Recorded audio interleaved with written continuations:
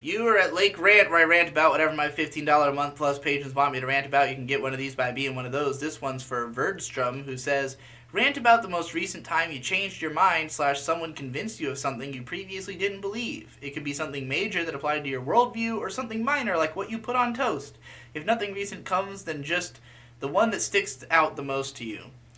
You know, the funny thing is that I feel like my mind is always getting changed in really subtle ways, but like I'm also somebody who doesn't really make up my mind about things. Like I don't really have that strong of viewpoints. It's funny because I talk about my viewpoints all the time, and the way I talk about them is emphatic, and it kind of makes people feel like I have a stance, but I really don't feel very strongly about any stance that I take. Like it's pretty easy for me to change that stance, for me to see things another way if I just get presented with a piece of information that, conflicts with the logic by which I'd approached things.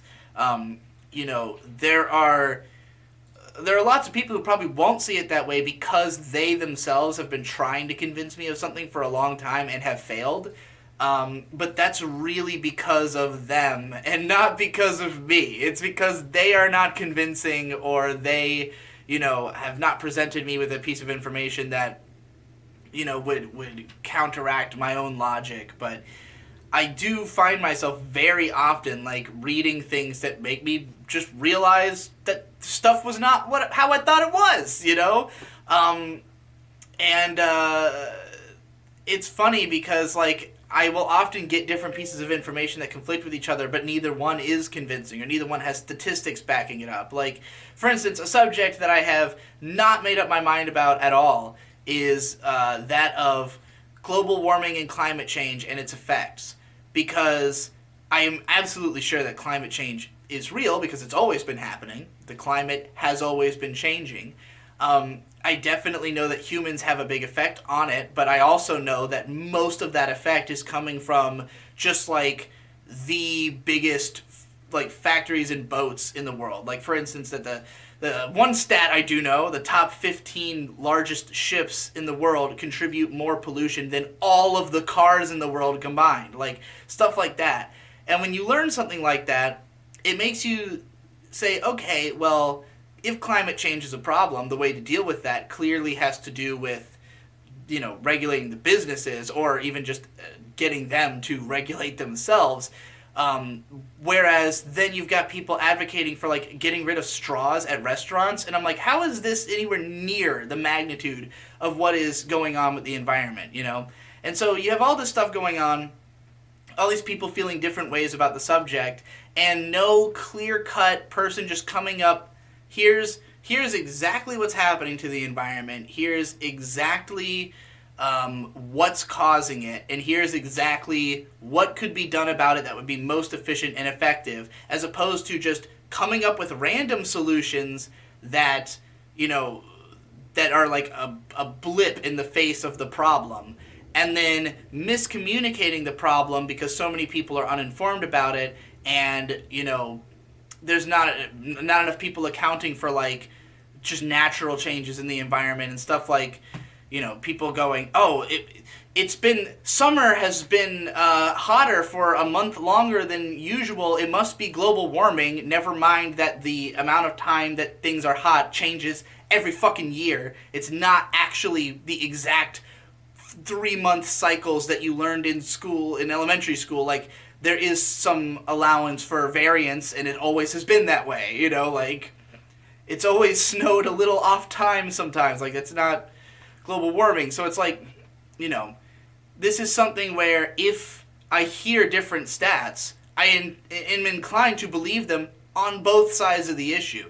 I'm inclined to hear something and go, oh, yeah, that makes sense. Oh, that also makes sense. Well, that doesn't make sense, and this doesn't make sense, and so I'm up in the air, It's like I don't have really a stance because there's so much information whirling around, and so much of it is misinformation, and what even stance could I take that would have any effect on the situation when, the impact of individual humans is so small in the face of the impact of, a fucking boat.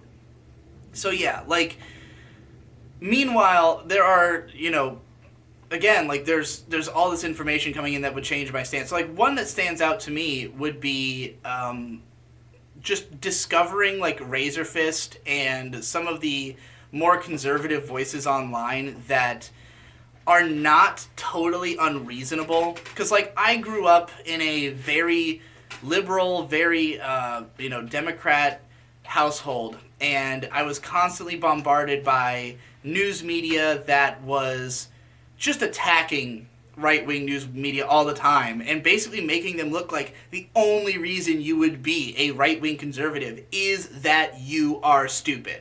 Like, I grew up with that belief. That is the way that it was presented to me, is like the only reason to have conservative values at all, the only reason to vote Republican is you are stupid and you don't know what's really going on. You're uninformed, you're ignorant, you're religious, you're backwater, you just don't know shit. And it's not that hearing conservative talking points and being like, wow, I agree with these people changed my stance, because that's not really the case. It's more just the realization that there is any rationale, that there is, it's not from a position of ignorance, that there are legitimate reasons to believe the things that people on that side believe, and that some of those reasons are much more up for debate than, the way that the other side presents it as. The other side presents it as like, oh, you don't want illegal immigration because you're racist. And, like, that's something I would have thought, oh, the right is just racist. Then you hear people's arguments for it, and you go, okay, some of those arguments are much more valid. Let's have a conversation about whether those arguments are true or false. Like, let's have a conversation about not whether or not you are a racist for not wanting illegal immigration, but whether or not, the benefits that you think there are to closing the borders would outweigh the positives of having them open. Let's have that conversation, because that's the relevant one, and the one that actually addresses the idea that the other side is not just retarded. So, like, yeah, that was probably the most recent, like, major shift in my thinking that's ever happened, is, like, going from just totally being on one side to being like, okay, I understand that this is supposed to be a conversation, it's just not being presented that way by almost anybody, So yeah, like, I would say that I can't really think of examples of, like, one sweeping change other than that, of like, oh, I believed this, now I believe this, because, again, I don't really strongly believe anything, unless it's something that, like, I have a really good argument for and nobody can counter argue. Like objectively good doesn't exist. Like, that's a strong opinion I hold. Nobody's going to convince me otherwise, because you cannot logically disprove the idea that objectively good doesn't exist without really stretching the definition of the words, without just turning it into a semantic battle. So, but for the most part, most of my beliefs are not that clear cut.